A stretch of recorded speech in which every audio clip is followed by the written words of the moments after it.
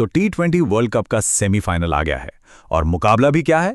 Cricket की दुनिया के दो सबसे बड़े सूरमा आमने सामने, भारत और इंग्लैंड। देखिए, दोनों ही टीमें यहां तक पहुंची हैं, लेकिन सच कहूं तो उनके यहां तक पहुंचने के रास्ते बिल्कुल बिल्कुल अलग रहे हैं। और जानते हैं, यही सवाल इस पूरे मुकाबले का दिल है।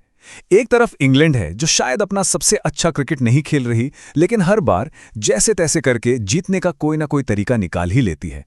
और दूसरी तरफ है टीम इंडिया, जिसे बचाने के लिए, मुश्किल से निकालने के लिए अक्सर किसी एक खिलाड़ी के जादू की जरूरत पड़ रही है।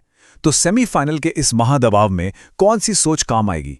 चलिए, इस कहानी में थोड़ा और गहराई से उतरते हैं और शुरुआत करते हैं दोनों कप्तानों से। ये एक बहुत ही अजीब पहेली है ना? कि दोनों टीमें जीत के रथ पर सवार हैं, लेकिन उनके सबसे बड़े खिलाड़ी, उनके कप्तान, अपनी फॉर्म से जूझ रहे हैं। अब जरा आंकड़ों पर नजर डालिए, ये बड़ी दिलचस्प कहानी बताते हैं। इंग्लैंड के कप्तान जॉस बटलर अपनी पीढ़ी के सबसे विस्फोटक बल्लेबाजों में से एक माने जाते हैं, लेकिन बड़ी टीमों के खिलाफ पिछले 20 आईसीसी टूर्नामेंट मैचों में एक भी 50 नहीं है उनके नाम।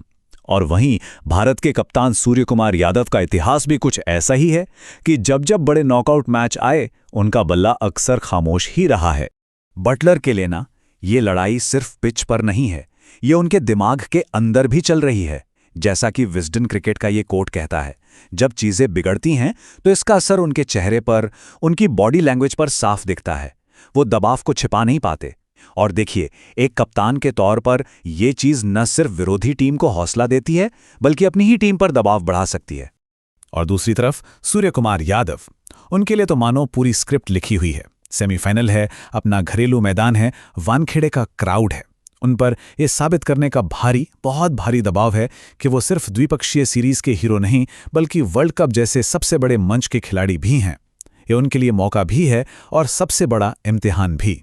तो सवाल ये उठता है कि भाई, अगर कप्तान नहीं चल रहे तो ये टीमें जीत कैसे रही हैं? इसका जवाब है उनके अनपेक्षित नायक, वो खिलाड़ी जिन्होंने तब जिम्मेदारी उठाई जब शायद किसी को उनसे उतनी उम्मीद नहीं थी। इंग्लैंड के लिए ये नाम है Will Jacks, 4 bar player of the match. सोचिए जरा, T20 वर्ल्ड कप जैसे टूर्नामेंट में 4 बार, ये अपने आप में एक वर्ल्ड रिकॉर्ड है। लेकिन जो बात इसे और भी कमाल की बनाती है, वो ये है कि उन्होंने ये सब नंबर 7 पर बल्लेबाजी करते हुए किया है, जो उनकी नेचुरल पोजीशन भी नहीं है। ये दिखाता है कि वो दबाव में बिखरते नहीं, बल्कि और निखर कर सामने आते हैं। और भारत के लिए ये हीरो बनकर उभरे संजू सैमसन। उनकी वो 97 रनों की नाबाद पारी, वो सिर्फ रन नहीं थे, वो एक लाइफलाइन थी, जिसने भारत को टूर्नामेंट में डूबने से बचाया और सीधा सेमीफाइनल में पहुंचाया। सालों का इंतजार, टीम से अंदर बाहर होना, उन सब के बाद ये सैमसन का वो लम्हा था जिसका हर भारतीय क्रिकेट फैन बेसब्री से इंतजार कर रहा था। तो यहाँ दो बिल्कुल अलग अलग कहानियां एक साथ चल रही हैं। एक तरफ विल जैक्स हैं, जिन्हें इंग्लैंड ने एक प्रयोग के तौर पर फिनिशर बनाया और वो प्रयोग जबरदस्त हिट हो गया।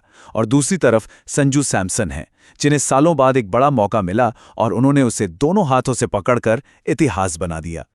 लेकिन कहानी में एक ट्विस्ट है, खासकर इंडियन कैंप में। संजू की उस ऐतिहासिक पारी के बाद कोच गौतम गंभीर ने टीम के प्रयास पर जोर दिया। उनका बयान टीम भावना बनाम व्यक्तिगत हीरोइज्म की एक पुरानी बहस को फिर से सामने ले आता है। मतलब सवाल ये है कि क्या टीम की रणनीति में व्यक्तिगत प्रतिभा को लेकर थोड़ी घबराहट है, कि एक शानदार प्रदर्शन के बाद भी उसे सामूहिक जीत की तरह दिखाना पड़ रहा है? खैर, चलिए अब व्यक्तिगत प्रदर्शन से थोड़ा आगे बढ़ते हैं और देखते हैं कि रणनीति के मैदान पर यह जंग कैसे लड़ी जाएगी, क्योंकि आखिर में मैच का फैसला खिलाड़ियों के बीच की टक्कर और मैदान के हालात से ही तय होगा। और इस पूरी लड़ाई में जो सबसे बड़ा एक्स फैक्टर है ना, वो है वानखेड़े की पिच। इस वर्ल्ड कप में हमने यहाँ 2 तरह की पिचें देखी हैं। एक वो जहां रन बनाना लगभग नामुमकिन था, जैसा भारत यूएसए मैच में हुआ, और दूसरी वो जहां रनों की बरसात हो गई। तो सेमीफाइनल में टॉस जीतने वाला कप्तान क्या फैसला करेगा, ये पूरी तरह से पिच के मिजाज पर ही निर्भर करेगा।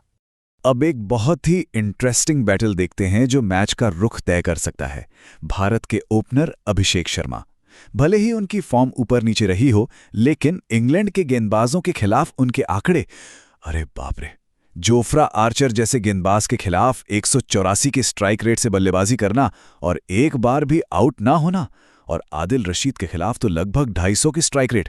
ये आंकड़े चीख चीख कर कह रहे हैं कि अभिषेक को ये बॉलिंग अटैक खेलना पसंद है। तो क्या सेमीफाइनल उनकी वापसी का गवाह बनेगा? लेकिन कहानी में एक और जबरदस्त मोड़ है। भारत के हीरो संजू सैमसन जबरदस्त फॉर्म में हैं, पर उनके सामने होंगे उनके सबसे बड़े दुश्मन जोफ्रा आर्चर, जिन्होंने उन्हें टी20 में 5 में से 4 बार आउट किया है। ये है असली टक्कर, एक इनफॉर्म बल्लेबाज बनाम उसका सबसे बड़ा शिकारी। तो सारी बातें सुनकर सवाल घूम फिर के वहीं आ जाता है कि पलड़ा किसका भारी है। दोनों टीमें सेमीफाइनल तक पहुंची हैं, लेकिन उनकी ताकत और कमजोरी बिल्कुल अलग है। इसे ऐसे समझिए, इंग्लैंड की टीम एक पुरानी खटारा गाड़ी जैसी है जो आवाज तो बहुत कर रही है, लड़खड़ा रही है, लेकिन पता नहीं कैसे हर बार अपनी मंजिल तक पहुंच ही जाती है। वहीं भारत की टीम एक चमकती हुई स्पोर्ट्स कार है जो कभी कभी किसी एक जीनियस ड्राइवर के भरोसे ही रेस जीत रही है, जबकि बाकी पुर्जे शायद उतने ठीक काम नहीं कर रहे हैं। तो आखिरी सवाल बस यही है, जब दबाव अपने चरम पर होगा, जब एक एक गेंद पर वर्ल्ड कप का फाइनल दांव पर लगा होगा, तब क्या चीज जीतेगी? मुश्किल हालात में एकजुट होकर लड़ने वाली वो टीम भावना, या फिर एक खिलाड़ी की वो जादुई करिश्माई पारी जो अकेले ही मैच का रुख पलट दे? इस सवाल का जवाब हमें वानखेड़े के मैदान पर ही मिलेगा।